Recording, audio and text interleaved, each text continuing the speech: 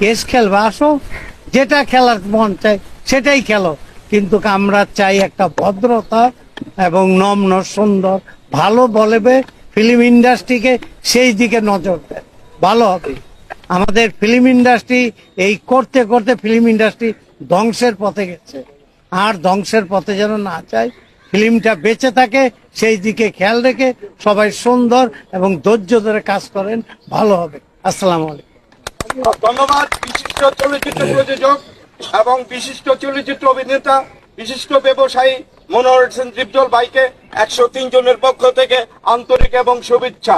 সেই সঙ্গে বলতে যাচ্ছি, ম্যাডাম নিপুণ, আপনার যে প্যানেলটা যে করছিলেন এই প্যানেলটা আপনি সাজাইতে পারেন নাই, এই জন্য আপনি ফেল করেছেন।